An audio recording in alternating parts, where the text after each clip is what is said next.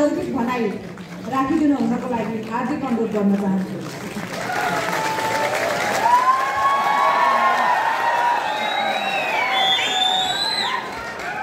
धन्यवाद दर्शक कुमार। आजको यो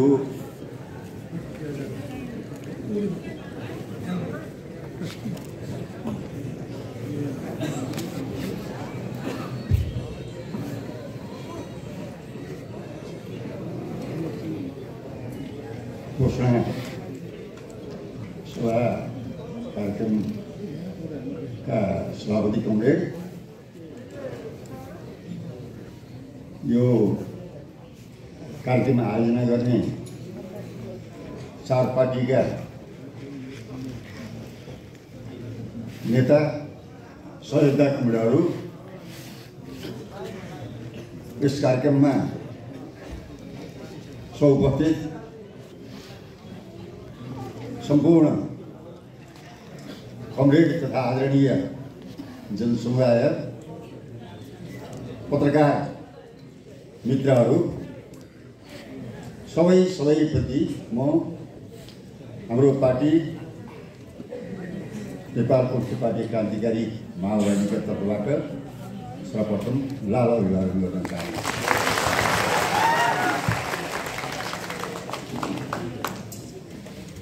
आजको यस कार्यक्रममा हामीले संयुक्त मोर्चाको अवधारणा र संरचनाका बारेमा हाम्रो सोच मान्यता सार्वजनिक गरिसकेका छौँ र हामीले संयुक्त मोर्चाको समितिको नामावली पनि सार्वजनिक गरिसकेका छौँ र म सबभन्दा पहिले रणनीतिक संयुक्त मोर्चाको यो समितिले आफ्ना कामहरू अगाडि बढाउनको निम्ति शानदार सफलता हासिल गर्नेछ भन्ने हार्दिक शुभकामना र हार्दिक बधाई दिन चाहन्छु। आदरणीय मित्रहरू, हामीले रणनीति र आज निकै खुसी पनि लागेको छ यस्तो घोषणा गर्न पाउँदा र यस्तो संयुक्त मोर्चा बनाउन हामीले धेरै परिश्रम गरेका छौँ। यहाँहरूलाई थाहा छ, हाम्रा सबै भनौँ कम्युनिस्ट घटक, विभिन्न पक्षका नेता कार्यकर्ताहरू, हाम्रा शुभचिन्तकहरू सबैले अब फेरि क्रान्तिकारी कम्युनिस्टहरू एक ठाउँमा हुनुपर्छ भनेर लामो समयदेखि आवाज उठाउँदै आउनुभएको थियो र त्यो आवाजलाई हामीले साकार रूप हामीले दिन सफल भएका छौँ। यस अर्थमा हामीलाई धेरै खुसी लागेको छ। हुन त हाम्रो अनुभव यस खालको संयुक्त मोर्चा बनाउनेमा अलिक कमै छ। पूर्वोक्ता साथीहरूले पनि राख्नुभयो, जटिलता छन्, तर जटिलताका बीचबाट पनि क्रान्तिको ऐतिहासिक आवश्यकतामाथि विशेष ध्यान दिँदै हामीले यो संयुक्त मोर्चालाई यसको उद्देश्य प्राप्ति गर्ने दिशामा सफल तुल्यारै छान्नेछौँ भन्ने म पनि यहाँ जोरदार प्रतिबद्धता जाहेर गर्न चाहन्छु। आदरणीय मित्रहरू, कमरेडहरू, यस संयुक्त मोर्चाका उद्देश्यहरू विभिन्न प्रकारका उद्देश्यहरू छन्। ती उद्देश्यहरूमध्ये सबैभन्दा पहिलो उद्देश्य हाम्रो वर्तमान प्रतिक्रियावादी राजनीतिको अन्त वर्तमान संसदीय व्यवस्थाको अन्त गरेर नेपालमा जनगणतन्त्र र वैज्ञानिक समाजवादको स्थापना गर्ने महान कार्यभार पुरा गर्नु यसको सबैभन्दा प्राथमिक महत्त्वको यसको उद्देश्य हुन्छ। दोस्रो उद्देश्य यसको के हो भने यो संयुक्त मोर्चा हुँदै हो, तर संयुक्त मोर्चा मात्रै होइन, यसले सितेरी रहेका क्रान्तिकारी कम्युनिस्टहरूलाई गोल बन्द गर्न जरुरी छ। सच्चा क्रान्तिकारी कम्युनिस्टहरूलाई गोल बन्द गर्नको निम्ति हामी अब दृढतापूर्वक हामी अगाडि बढ्छौँ। त्यस कारणले यसको उद्देश्य पार्टी एकतासम्म जान्छ भन्ने भन्नुहोस्। त्यस कारणले पार्टी एकता यसको अर्को उद्देश्य हो भन्ने भन्नुहोस्।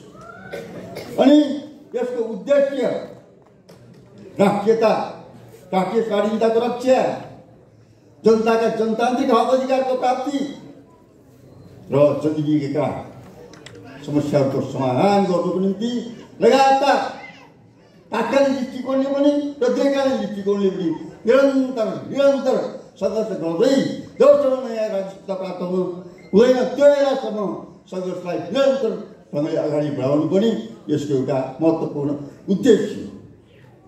तपाईँहरू हामी यस प्रकारको उद्देश्य प्राप्तिको निम्ति हामी प्रतिबद्ध छौँ। चार पार्टी प्रतिबद्ध छौँ। चार पार्टी मात्र होइन, यसमा हामीले फेरि अन्य साथीहरूलाई पनि, अन्य घटकहरूलाई पनि सामेल गर्दै यसलाई एउटा हामीले वृहत आकारमा शक्तिको पनि हिसाबले, सङ्गठनको पनि हिसाबले, समितिको पनि हिसाबले यसलाई हामीले पूर्णता दिँदै हामी जान्छौँ। र अब खुसी के पनि लागेको छ भन्नुहुन्छ भने हामीले नेपालमा रूपान्तरणका लागि धेरै मिहिनेतहरू गर्यौँ। इतिहासका कुरा गर्नुहुन्छ भने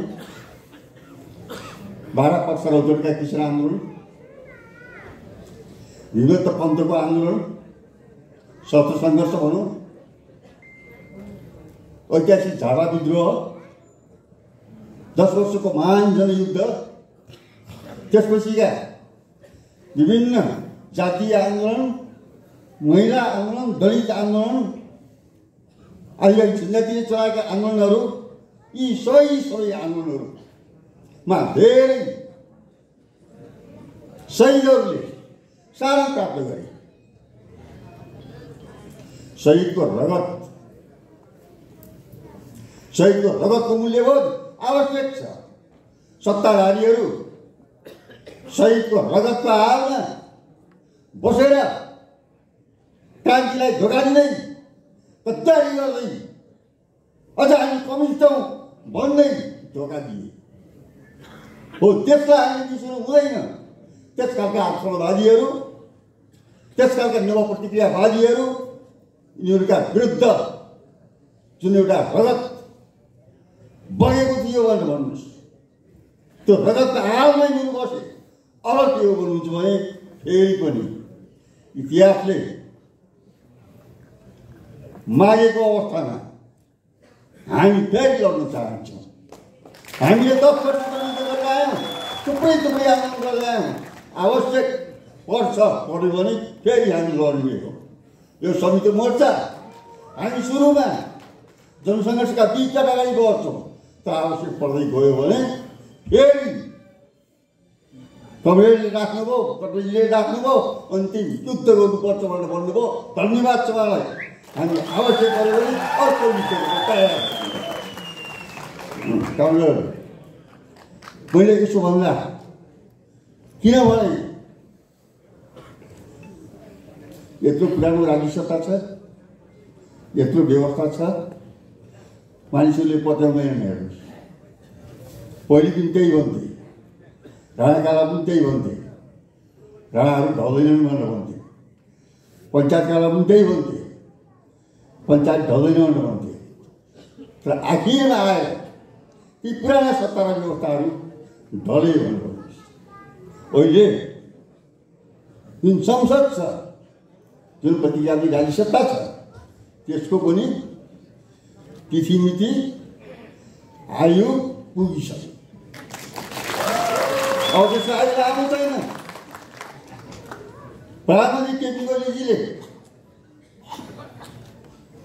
प्रतिनिधि सभा विघटन गरे। हेर्नुहोस् है, प्रतिनिधि सभा विघटन गरे। प्रतिनिधि सभा विघटनको यो घटनालाई हामीले कसरी समीक्षा गर्ने, कसरी मूल्याङ्कन गर्ने हो भन्दाखेरि लाग्छ के भने तपाईँहरू गम्भीरतापूर्वक सोध्नुहोस्। यसमा पहिलो कुरा त संसदीय व्यवस्था असफल भइसकेको छ। यो ओलीको यो प्रतिनिधि सभा विघटन मात्रै होइन, टोटल पुरै एउटा संसदीय व्यवस्था नै असफलताको द्योतक बनि परिवर्तन असफल भइसक्यो संसदीय व्यवस्था। अब संसदीय व्यवस्थाले काम गर्न सक्दैन भन्नुहोस् भन्ने समाजवाद,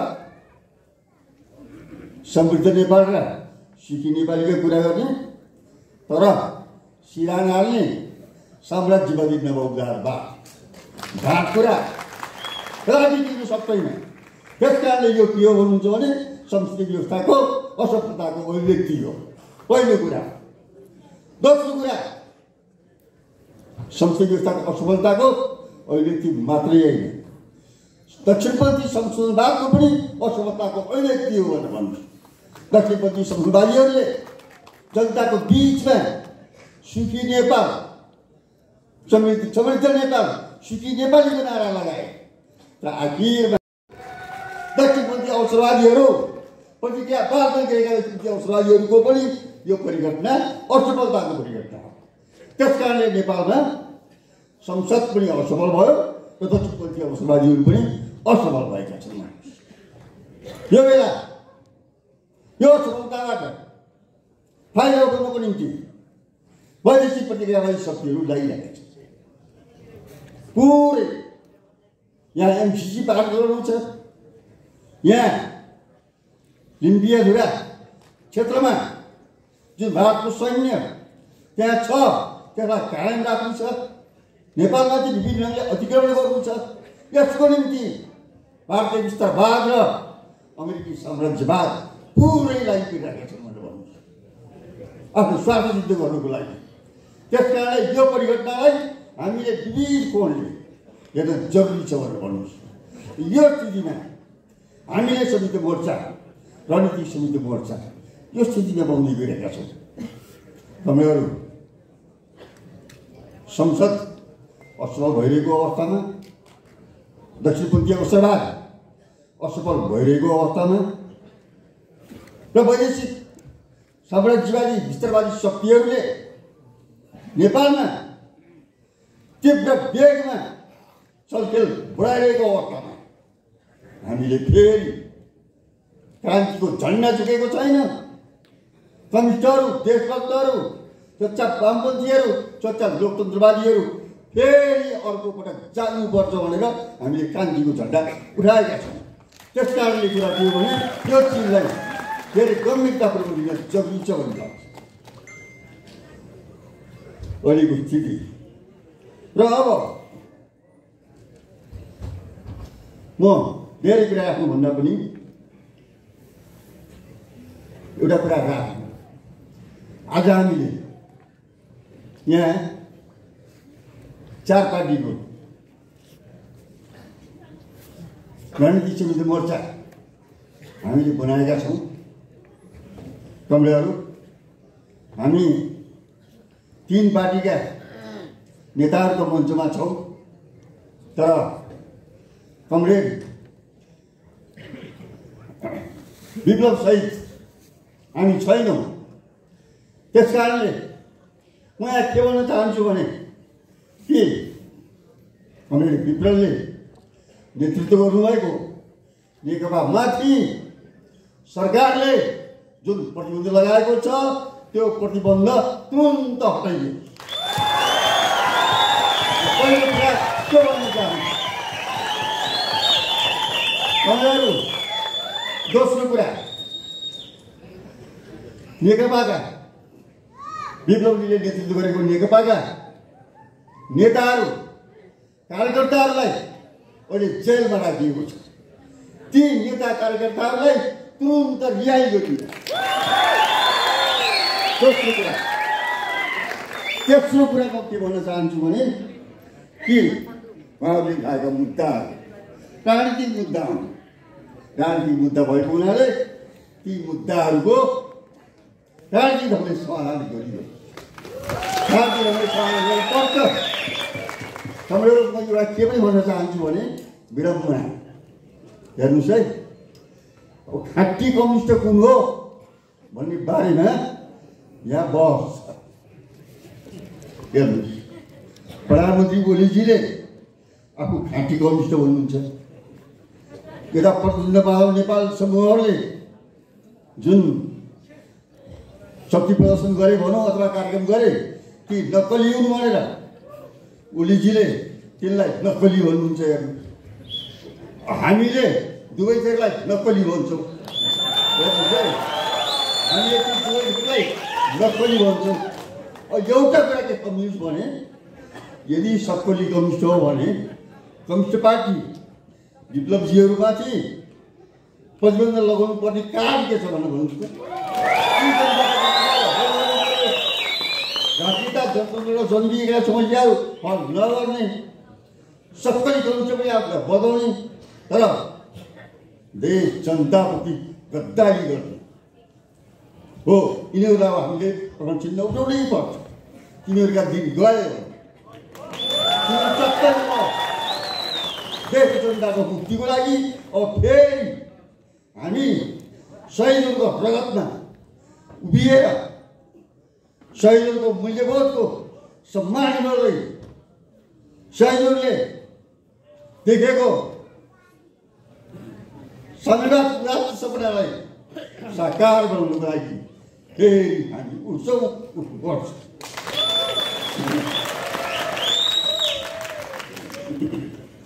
त्यस कारणले अब यो के हो भन्नुहुन्छ भने यो जुन एउटा संयुक्त मोर्चा रणनीति संयुक्त मोर्चा बनाइएको छ, यसले नयाँ ढङ्गले गम्भीरतापूर्वक राष्ट्रिय जनजीविकाका तात्कालिक समस्याहरूलाई लिएर प्रत्यक्षकालीन रूपमा राज्य सत्ता प्राप्तिको दिशामा अहिलेको पुरानो राज्य सत्तालाई ध्वस्त पारेर, पुरानो संसदीय व्यवस्थालाई ध्वस्त पारेर जनगणतन्त्र र वैज्ञानिक समाजवादको स्थापनाका लागि सक्त रूपमा सङ्घर्षका कार्यक्रमहरू अगाडि बढाउन जरुरी छ। हामी त्यो दिशामा जान्छौँ। केही कार्यक्रमहरू घोषणा भइसकेका छन् र अब फेरि हामीले के हो भने अब केही कार्यक्रमहरू अब तुरुन्तै यी कार्यक्रम सकेपछि हामीले तुरुन्तै फेरि अब अरू कार्यक्रमहरू दिन्छौँ। म धेरै लामो राख्दिनँ र अन्तमा म के भन्न चाहन्छु भने कि यो उद्देश्य प्राप्ति गर्ने दिशामा सच्चा क्रान्तिकारी कम्युनिस्टहरू, देशभक्त व्यक्तित्वहरू, सबै वामपन्थी व्यक्तित्वहरू, सच्चा लोकतन्त्रवादीहरू, असवादीहरूको भ्रममा परेका क्रान्तिकारी कम्युनिस्टहरू सबलाई एकै ठाउँमा गोलबन्द हुन र यो पुरानो सत्तालाई पल्टाएर जनताको राज्य सत्ता स्थापना गर्नुको लागि दृढतापूर्वक अगाडि बढ्न म उहाँहरूलाई विशेष अनुरोध गर्छु, आह्वान गर्छु। त्यसको साथसाथै आज यो जनसमुदायसँग फेरि पनि हामीले प्रतिबद्धता गर्दै फेरि पनि एउटा नयाँ ढङ्गले अगाडि बढ्ने कबुल गर्दै उहाँहरूलाई पनि यो आन्दोलनलाई हर तरहले सघाउनुको निम्ति विनम्र अनुरोध गर्छु।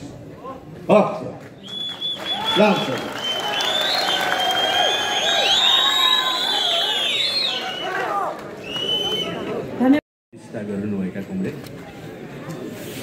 मञ्चमा रहनुभएका नेकपा क्रान्तिकारी माओवादीका महासचिव कमरेड नेपाल कम्युनिस्ट पार्टीका केन्द्रीय संयोजक कमरेड लगायतका मञ्चमा रहनुभएका कमरेडहरू, हलमा उपस्थित कमरेडहरू तथा मित्रहरू, पत्रकार साथीहरू र अरू थाहा नपाउने पेसागत कामबाट यहाँ आउनुभएका साथीहरू छन् भने उहाँहरूलाई पनि सम्बोधन गर्न चाहन्छु। हामी यो कार्यक्रममा जो उपस्थित भएका छौँ, निकै ठुलो चुनौतीको बिचबाट हामीले यो रणनैतिक एकता हासिल गरेका छौँ। हामी उत्साहित छौँ स्वाभाविक रूपमा। यो हलको उपस्थिति र यो हलमा आइपुग्न नभ्याउनुभएका साथीहरूले विभिन्न माध्यमबाट हामीलाई दिएको शुभकामना र धन्यवाद हेर्दा हामीले साँच्चै नेपाली समाजलाई अग्रगामी निकासका निम्ति एउटा नयाँ ऐतिहासिक पहल सुरु साँच्चै गरेका छौँ भन्ने हामीलाई महसुस भएको छ। त्यसकारणले मञ्चमा रहनुभएका, केन्द्रीय समितिमा अहिले रहनुभएका, यो मोर्चाको केन्द्रीय समितिमा रहनुभएका वा तपाईँहरू सबैलाई सबभन्दा पहिले त धन्यवाद र म बधाई दिन चाहन्छु। हामी सबैलाई थाहा छ, कम्युनिस्ट आन्दोलनको 3 जादुगरी हतियारमध्ये एउटा संयुक्त मोर्चालाई मानिन्छ। तर विश्वमा कम्युनिस्ट आन्दोलनमा यसको प्रयोग, विशेषतः रणनैतिक संयुक्त मोर्चा निर्माणको प्रयोगमा चाहिँ त्यति सफलता मिलेको होइन। उत्तर कोरियामा किम इल सुङहरूले केही सफलता प्राप्त गरेको भन्ने झिनो इतिहास पढ्न पाइन्छ। माओ सेतुङहरूले प्रयत्न त गर्नुभयो, तर त्यो ठोस रूपमा सफल भएन। सफल भएको चाहिँ होइन, नीति अघि सार्नुभयो तर सफल भएन। पछि सन्याल सेनको श्रीमतीलाई ल्याएर जनसत्ताको एउटा अध्यक्ष जस्तो बनाएर काम पनि उहाँहरूले अगाडि बढाउन खोज्नुभयो, तर सार्वजनिकमा त्यति महत्त्वपूर्ण त्यो हुन सकेन। नेपालमा 6 सालपछि अहिलेसम्म हामीले लगातार रणनैतिक संयुक्त मोर्चाको बारेमा धेरै कुराहरू गऱ्यौँ, प्रयत्न गऱ्यौँ, तर त्यो पनि सफल भएको थिएन। कहिले वाम मोर्चा, कहिले संयुक्त जनआन्दोलन जस्ता कार्यनीतिक मोर्चा वा कार्यगत दीर्घकालीन कार्यनीतिक संयुक्त मोर्चा जस्ता त बने, तर कम्युनिस्टहरूको ध्येय उद्देश्य प्राप्त गर्ने उद्देश्यले जनगणतन्त्र, वैज्ञानिक समाजवाद जस्तो परिस्थिति र कम्युनिस्ट क्रान्तिकारीहरूको सचेत प्रयत्नको कारणले नेपालमा पहिलो पटक रणनैतिक संयुक्त मोर्चा सङ्गठनको रूपमा उपस्थित हुन सफल भएको छ। अहिले बजारमा वा हामी धेरैलाई यो रणनैतिक संयुक्त मोर्चा भन्दाखेरि सामान्यतः पहिला पनि गर्दै आएकै जस्तै त होला, कार्यनीतिक यिनै आउँछ, यिनै प्रवृत्ति आउँछ। यी समस्याहरू सबै नै जीवित रहनेवाला छन्। तब हुन्छ कसरी त्यो सङ्कटको समाधान?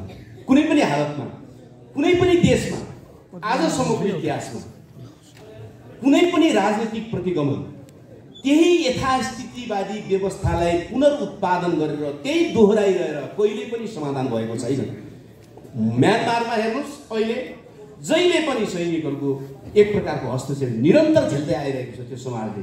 त्यहाँको लोकतान्त्रिक आन्दोलनले जहिले पनि सैन्य निरङ्कुशतासँग, सैन्य फाँसीवादसँग सुलह सम्झौताको निरन्तर प्रक्रिया दोहोऱ्याइनै रह्यो र त्यसको दुःख लगातार बर्मेली समाजले भोगि नै रह्यो। त्यसकारणले प्रतिगमनको अन्त्य यही व्यवस्थाको पुनरुत्पादनद्वारा सम्भव छैन, यही व्यवस्थाको पेच किला खसेर सम्भव छैन। म तपाईँलाई एउटा मात्रै दुईटा प्रसङ्ग मात्रै संस्मरण गराउन चाहन्छु। 62-63 भन्दा अगाडि, आन्दोलनभन्दा अगाडि 7 वाम पार्टीहरू त्यति बेलाको रत्नपारको रातो घर अगाडि 7 महिनासम्म लगातार संसदको पुनर्स्थापना भन्दै कराइ नै रहे। त्यसमध्ये केही मान्छेहरू दाम चढाउन गइ नै रहे, निवेदन हाल्न गइ नै रहे, तर आम जनता सडकमा आएन, परिवर्तनको गुन्जाइस भएन। तर जब माओवादी सहित 12 पुगे समझदारीपछि गणतन्त्र र समावेशी युगको नयाँ सपना जब नेपाली समाजले देख्यो, त्यसपछि आन्दोलन भएको र राजतन्त्रको अन्त्य भएको। अर्को सानो उदाहरण म तपाईँलाई सुनाउन चाहन्छु। 38 सालमा जनमत सङ्ग्रह हुनुभन्दा पहिले त्यति बेलाका पञ्चहरूले पनि के बुझेका थिए भने जस्ताको तस्तै पहिलाकै पञ्चायत र बहुदल लडाइयो भने त स्वत हामी हार्छौँ भन्ने उनीहरूलाई थाहा थियो। उनीहरूले के नारा दिए भने सुधारिएको पञ्चायत र बहुदलको बिचमा जनमत सङ्ग्रह गराए। मैले यो किन भनिरहेको छु भने आज संसदवादीहरूले जो संसदको पुनर्स्थापना गर्ने बित्तिकै यो प्रतिगमन र सङ्कटको हल हुन्छ भनिरहेका छन्, उनीहरूले पञ्चहरूसँग त सङ्गत सिकुन्, कि कम्तीमा यो संसदीय दलाल पुँजीवादी व्यवस्थामा 2-4वटा सुधार त हामी गर्छौँ अनि परिवर्तन सम्भव हुन्छ त भन्नु उनीहरूले, त्यो पनि उनीहरू भन्न सकिरहेका छैनन्। कसरी हुन्छ परिवर्तन? हुँदैन। त्यसकारणले हामीले भन्यौँ कि अब बेला आएको छ, अब बेला आएको छ, क्रान्तिकारीहरूले पहल कदमी लिन सक्नुपर्दछ। हामी धेरैतिर बाँडिनु जरुरी पनि थियो। हाम्रा सिद्धान्तका ठुला कार्यदिशाका ठुला भुवाङहरू परेका थिए, आन्दोलनमा परेका छन् अझै कयौँ। ती भुवाङहरूलाई टाल्नका निम्ति हामीले केही समय अलग अलग बसेर पनि काम गर्नुपर्ने भएकै थियो छ। तर फेरि लड्नका निम्ति, दुश्मनलाई पराजित गर्नका निम्ति एउटा लयमा लड्नु पनि जरुरी भयो। त्यसकारणले हामीले यो संयुक्त मोर्चा बनाइरहेका छौँ। लड्नै पर्ने भयो।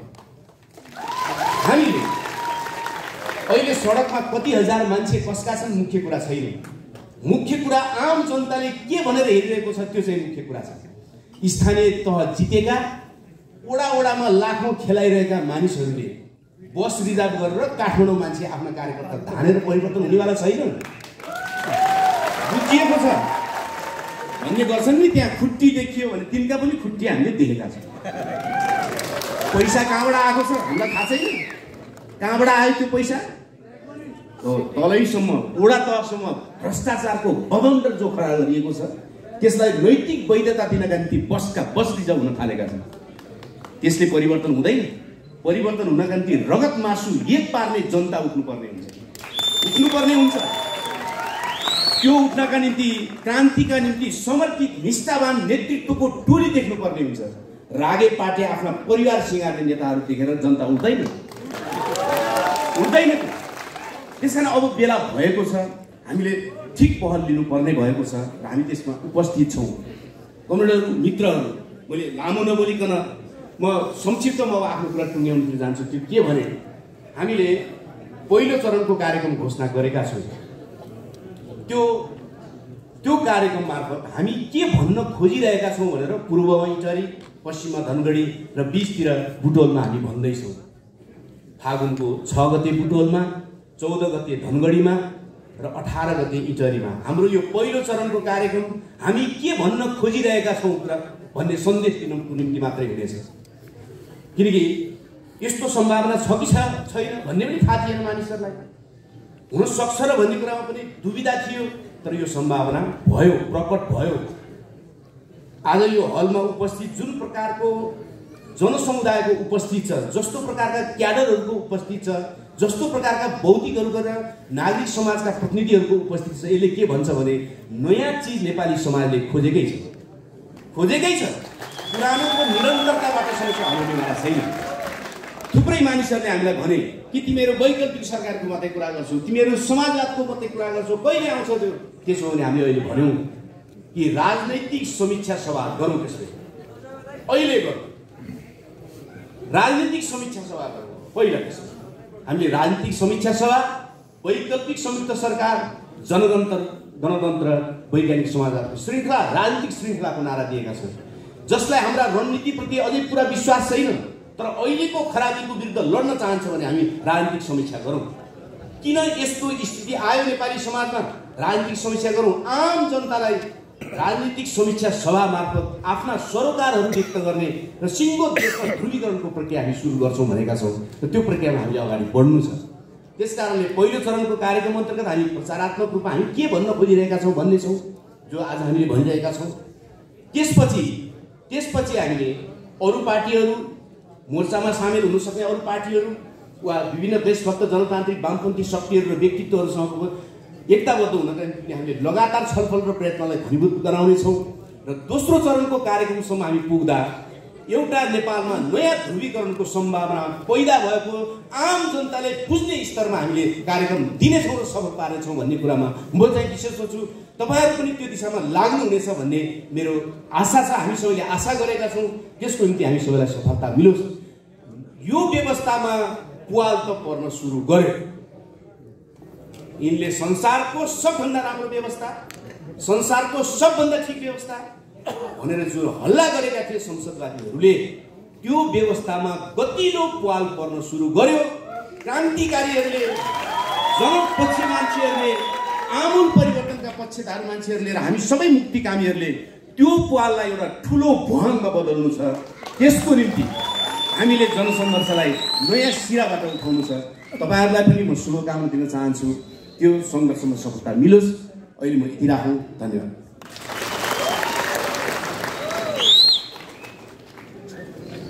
धन्यवाद। घोषक कमरेड, यो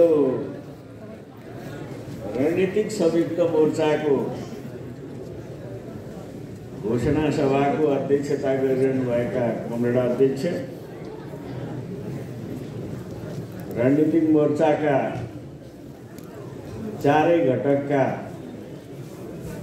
नेता कमरेडहरू, यो घोषणा सभामा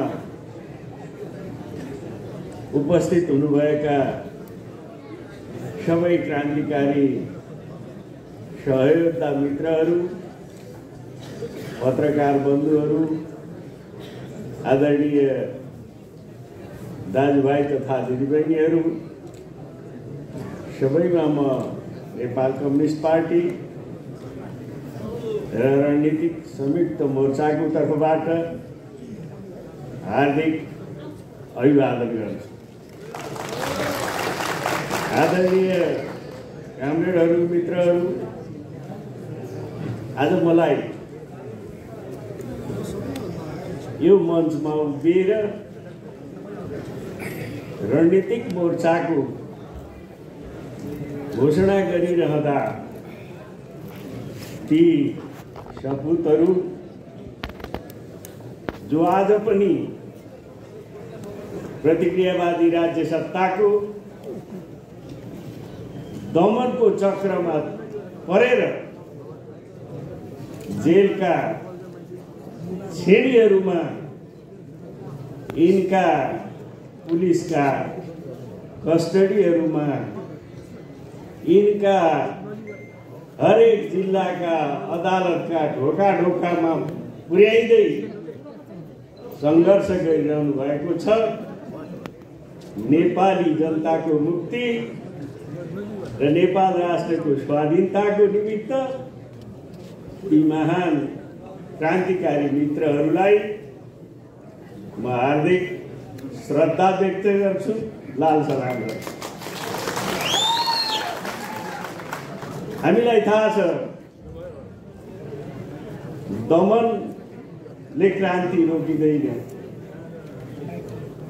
हामीले यो पनि बुझेका छौँ, जहाँ दमन हुन्छ त्यहाँ प्रतिरोध हुन्छ।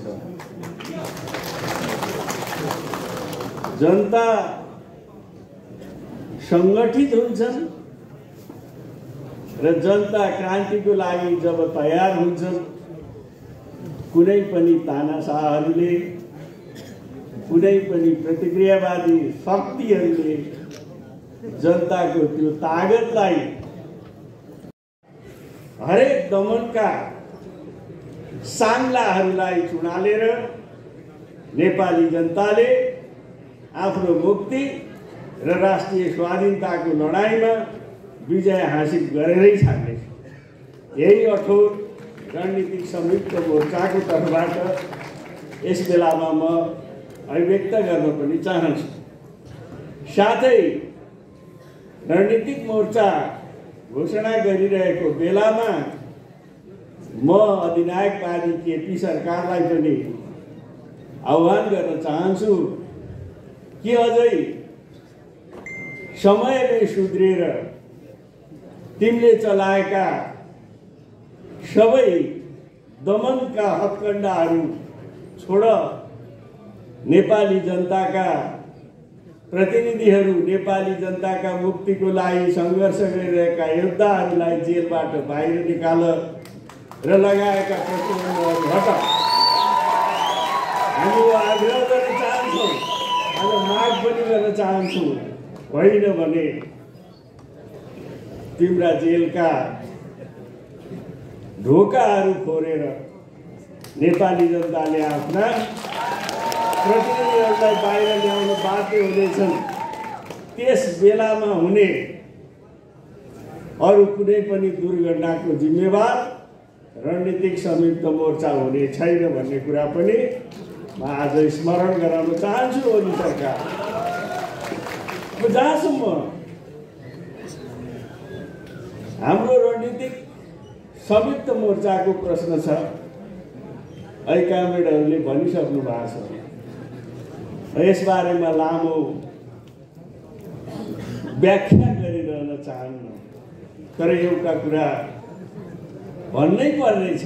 हाम्रो आधार पत्रमा लेखेका छौँ, अहिले कामरेड आहुतिले पनि अलिकति सङ्केत गर्नुभएको छ कि विश्वमा र नेपालमा वास्तवमै रणनीतिक संयुक्त मोर्चाको अवधारणा एउटा नवीन अवधारणा हो, जसलाई हामी प्रयोगमा लान खोज्दैछौँ। रणनीतिक मोर्चा एक थरी साथीहरूलाई के लागिरहेछ भने रणनीतिक मोर्चा भनेको रणनीति मिल्ने कम्युनिस्टहरूको बिचको मोर्चा। रणनीति मिलेपछि त पार्टी एकता गरे भइहाल्यो। केको लागि चाहिने मोर्चा चाहियो? वार्ता समिति बनाएर एउटै पार्टी बनाउने, यस्ता अवधारणाहरू पनि आएका छन्। तर नेपालको वस्तुगत अवस्था कस्तो रह्यो भने हिजो संसारभरै कम्युनिस्टहरूको एउटा मान्यता रह्यो। त्यो मान्यता के थियो भन्नु होला भने संसारमा सर्वहारा वर्गको एउटै कम्युनिस्ट पार्टी हुन्छ, अरू कम्युनिस्ट पार्टीहरूलाई मान्ने चलन हिजो थिएन। तर आज नेपालमा हामीले के कुरा स्वीकारेका छौँ भने नेपालका कम्युनिस्ट क्रान्तिकारीहरू विभाजित छन् र आज उनीहरूको एकता बेगर नेपाली जनताको मुक्ति सम्भव छैन। नेपाल राष्ट्रको स्वाधीनताको रक्षाको सुनिश्चितता सम्भव छैन। अब त्यो बाटो नयाँ चिन्तनबाट, नयाँ सोचबाट पहिल्याउनु पर्नेछ हामीलाई। तपाईँ हामीले बुझेका छौँ नेपालको कम्युनिस्ट आन्दोलन विभिन्न समयमा विभिन्न चरणमा आफ्नो जन्मकालदेखि नै अनेक प्रतिक्रियावादीहरूका हमलाको शिकार बनेको छ। 8 सालदेखि नै कामरेड पुष्पलाललाई, जो पार्टीको संस्थापक महासचिव हुनुहुन्थ्यो, 2 वर्षमै महासचिवबाट षड्यन्त्रात्मक रूपमा हटाएर कम्युनिस्ट आन्दोलनलाई अपाङ्ग बनाउन कोसिस गर्यो। पार्टीको महासचिव जस्तो मान्छेले दरबारलाई समर्थन गर्न पुगे। अनेकन दक्षिणपन्थी विसर्जनवादी वैचारिक धारा प्रवाहहरू अगाडि ल्याउँदै अनेकन पटक यसलाई सिद्ध्याउने कोसिस भयो।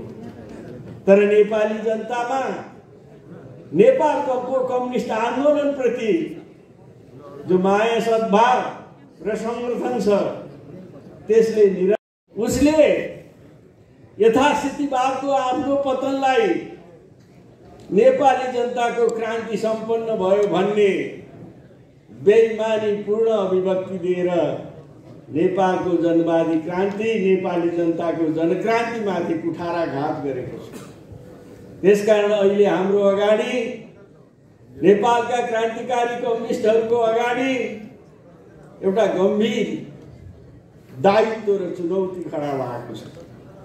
एकातिर सबभन्दा ठुलो भन्ने पार्टी कम्युनिस्ट पार्टी वैचारिक रूपमा प्रतिक्रियावादमा पतन भएको छ।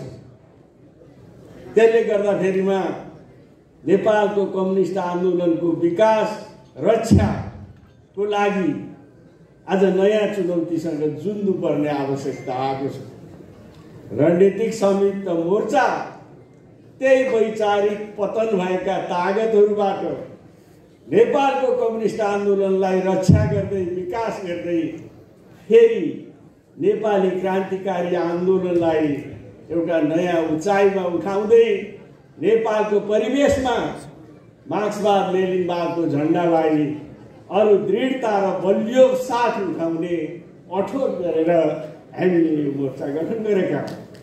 हामीलाई विश्वास छ हाम्रो रणनीतिक मोर्चाले नेपालको धरतीमा, नेपालको भूमिमा नेपाली उत्पीडित वर्ग र नेपाली उत्पीडित समुदायको मुक्ति र नेपाल राष्ट्रको स्वाधीनताको रक्षा गर्दै नेपाललाई एउटा सम्पन्न, समृद्ध, स्वतन्त्र र स्वाभिमान देशको रूपमा रूपान्तरित गर्ने क्रान्तिको नेतृत्व हामी गर्नेछौँ र यसलाई सफलता मिल्नेछ भन्ने हामीलाई विश्वास छ। यही विश्वासको जगमा बनेको यो रणनीतिक संयुक्त मोर्चा नेपाली जनताको एउटा क्रान्तिकारी दियोको रूपमा आज उदय भएको छ। यहाँहरूले यसलाई जसरी सम्मान र स्वागत गर्नुभएको छ त्यसको निमित्त म फेरि एकपटक महान नेपाली जनताको यो सम्मान र स्वागतको लागि रणनीतिक संयुक्त मोर्चाको तर्फबाट आभार समेत व्यक्त गर्दछु। आदरणीय जनसमुदाय, हामीले त्यो रणनीतिक संयुक्त मोर्चा भन्ने बित्तिकै एउटा प्रश्न कुरा के बुझ्नु पर्यो भने हामी वर्तमान राज्य सत्तालाई विस्थापित गरेर जनताको नयाँ राज्य सत्ता निर्माण गर्न चाहन्छौँ। आज देशमा जुन वर्गको राज्य सत्ता छ त्यो वर्गको राज्य सत्ताले नेपाली जनताको मुक्तिको बाटो खोल्दैन। दलाल, नोकरशाहहरू, विदेशी साम्राज्यवादी शक्तिहरू, सामन्तहरू सबैको यो संयुक्त राज्य सत्ता हो। यस्तो राज्य सत्ताबाट नेपालका सर्वहारा श्रमजीवी जनता, नेपालका उत्पीडित समुदाय वर्गको मुक्ति हुँदैन। त्यसको लागि हाम्रो अगाडि अब पहिलो अभिभारा आएको छ। वर्तमान दलाल राज्य सत्तालाई विस्थापित गरेर नेपाली जनताको महान अभियान, महान जनक्रान्ति, महान सङ्घर्ष मार्फत नेपाली जनताको राज्य सत्ता, नयाँ राज्य सत्ता निर्माण गर्नु अहिले अब हाम्रो अगाडिको मुख्य कार्यभार बनेको छ। अब त्यो कार्यभार सहज छैन। निश्चय पनि हाम्रा अगाडि चुनौती छन्, जटिलताहरू छन्। तर करोडौँ नेपालीहरू जो आज झन्डै 80% भन्दा बढ्ता नेपाली जनताहरू बहुआयामिक गरिबीको रेखामुनितिर बाँच्न बाध्य छ। तपाईँ यो सरकारी आँकडै हेर्नुभयो भने पनि मैले यो सरकारी तथ्याङ्कलाई भनेको झन्डै 23% भन्दा बढ्ता नेपाली जनता अहिले गरिबीको रेखामुनि छ र झन्डै 54-55% नेपाली जनता आज बहुआयामिक गरिबीको रेखामुनि छ। उनीहरूको घाँसपास, कपास, स्वास्थ्य, शिक्षा, रोजगारी कुनै कुराको सुनिश्चितता छैन। उनीहरूमाथि उनीहरूको श्रम एक थरीहरू संसद पुनर्स्थापना भए अहिले स्वर्ग हुन्छ अरे। हिजो तपाईँले देख्नु भएको थिएन? संविधान सभाबाट संविधान बनाम दोस्रो संविधान सभामा जब रेग्मी सरकार आए ल्याइए, हामीले त्यही बेला भन्यौँ अब यस्तोले बनाउने, नेतृत्वले बनाउने संविधान सभाले र त्यसले बनाउने संविधानले नेपाली जनताको हितको रक्षा गर्दैन। खुब हल्ला गरियो। संविधान सभाले संविधान बनाएपछि एक थान संविधान जारी गर देश स्विजरल्यान्ड हुन्छ भन्यो। आखिर जारी पनि त गरे। जनताले हुन्छ भने ल खाऊ त भनेर भोट पनि हाल्दिए। झन्डै 2/3 बहुमतको सरकार भन्ने तपाईँले देख्नुभयो। आज आन्तरिक सत्ता स्वार्थ र झगडामा फसेर उनीहरू आफ्नै संसद विघटन गर्न पुगेका छन्। र कोही त्यसलाई प्रतिगामी भनेका छन्, कोही त्यसलाई क्रान्तिकारी भनेका छन्। र अहिले प्रतिक्रियावादीहरू के भ्रम छर्न खोजिरहेका छन् भने यो यथास्थितिवाद नै आजको पनि नेपाली जनताको समस्या हल गर्ने ठाउँ हो। त्यसकारण कोही पुनर्स्थापना गरेर कोही चुनाव गरेर हल हुन्छ भनेर नेपाली जनतालाई दुईटा ध्रुवमा विभाजित गर्ने कोसिस गर्दैछ। वास्तवमा न चुनावले न पुनर्स्थापनाले जनताका समस्या हल हुनेवाला छैन। त्यसकारण अहिलेको प्रतिगमन, अहिलेको संसद विघटन वास्तवमै ओली वा झोलीको कारण मात्रै होइन। यो प्रतिगमन, यो दलाल संसदीय व्यवस्था सिङ्गैको असफलता। त्यसकारण नेपाली जनताले यसको माझबाट अल्झिरहनु पर्ने जरुरी छैन। अब स्पष्ट भइसक्यो, हामीले सधैँ एउटै कुरामा अल्झिरह्यौँ भने हामी फेरि नयाँ बाटो पहिल्याउन सक्दैनौँ। यसमा हामीले नेपाली जनतालाई प्रश्न गर्न जरुरी छ। रणनीतिक संयुक्त मोर्चा त्यही आह्वान गर्ने, नेपाली जनताको बिचमा एकताबद्ध भएर त्यही आह्वान गर्ने दृष्टिकोणका साथ हामीले गठन गरेका छौँ। यसले मूलतः तीनटा काम गर्नेछ।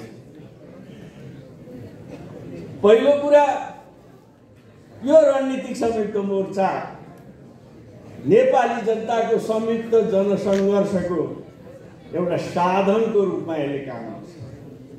आम उत्पीडित वर्ग समुदायलाई एकताबद्ध गराएर नेपाली जनताको मुक्ति र राष्ट्रको स्वाधीनताको लागि संयुक्त जनसङ्घर्षको आदि बेरी सिर्जना गर्ने नेतृत्व गर्नेछ संयुक्त यो रणनीतिक संयुक्त मोर्चाले पहिले।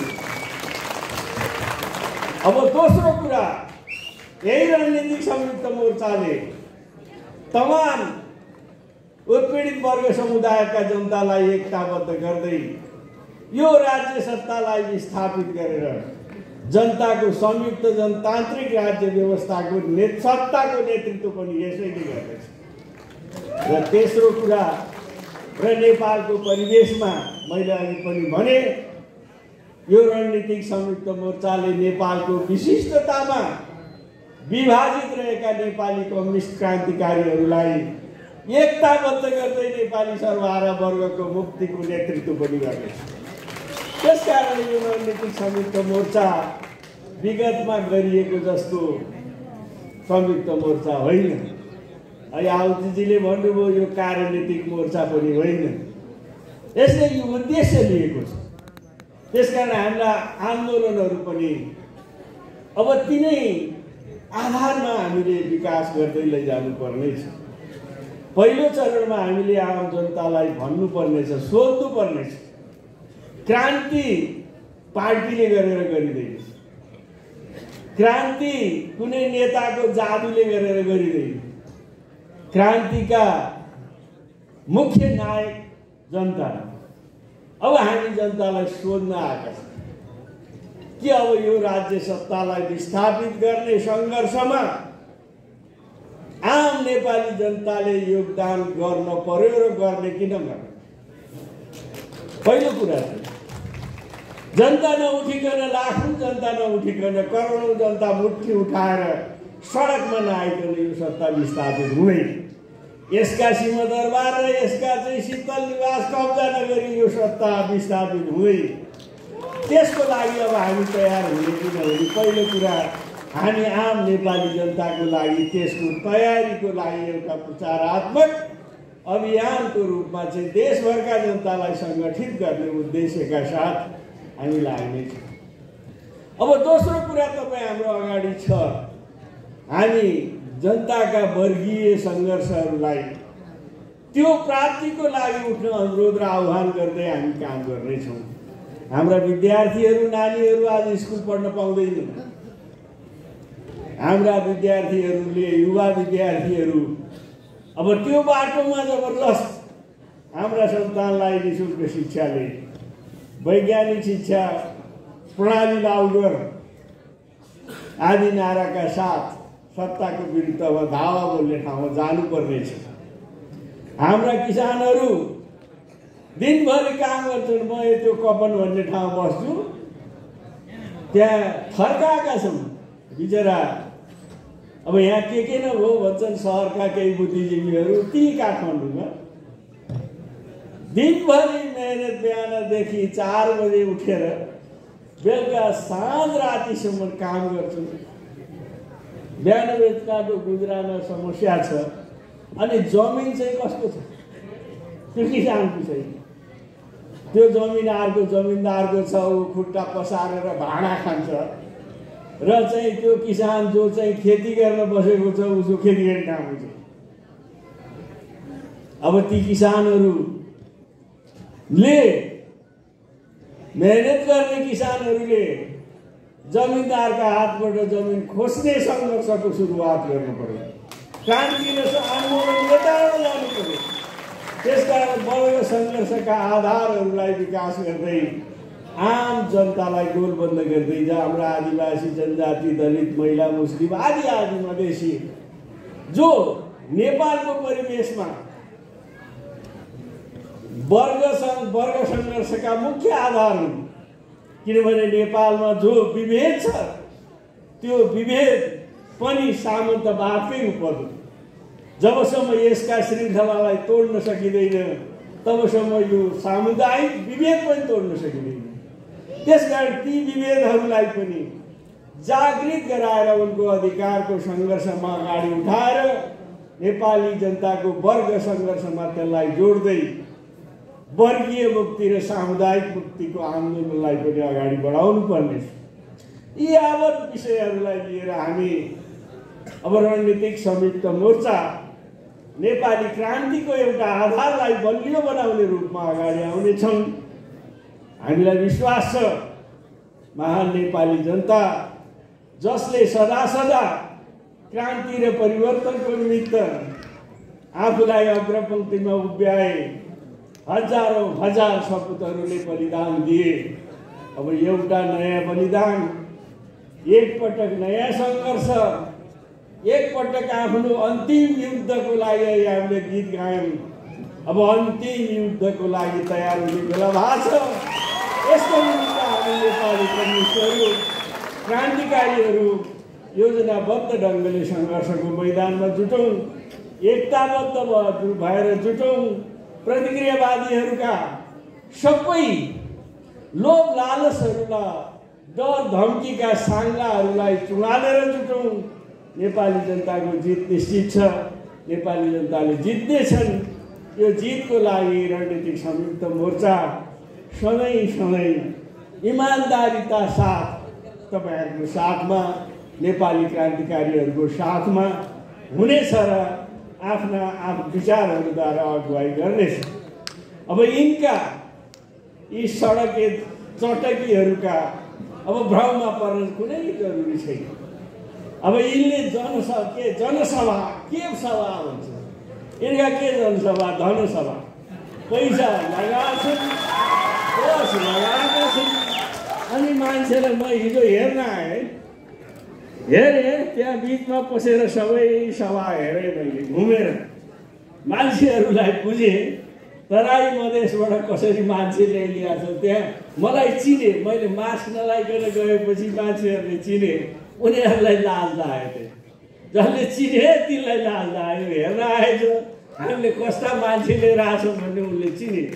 पैसा खर्च गरेर जनताको अनभिज्ञतालाई, जनताको कमजोर चेतना स्तरलाई दोहन गरेर शोषण गरेर देखाउने जनप्रदर्शन, कथित जनप्रदर्शनसँग नेपाली जनता, क्रान्तिकारी जनता हस्किनु र भ्रमित हुनुपर्ने जरुरी छैन। अब नयाँ बाटोको लागि सोचौँ, नयाँ चिन्तनधारा अगाडि बढाउँ, नयाँ सिराबाट नेपाली जनक्रान्तिलाई उठाउँ र संयुक्त रणनीतिक संयुक्त मोर्चा नेपाली जनताको क्रान्तिकारी बाटोको लागि, नेपालका क्रान्तिकारी कम्युनिस्टहरूलाई एकताबद्ध गर्ने कामको लागि, नेपालका उत्पीडित वर्ग र समुदायको मुक्तिको लागि निरन्तर काममा लाग्नेछ। र यहाँहरू सबैको न्यानो समर्थन र सहयोगले रणनीतिक संयुक्त मोर्चा आउँदा दिनहरूमा एउटा सफल बाटोतिर लाग्नेछ। यही विश्वासका साथ यहाँहरूसँग दुई शब्द राखेँ, बिदा हुन्छु। लाल।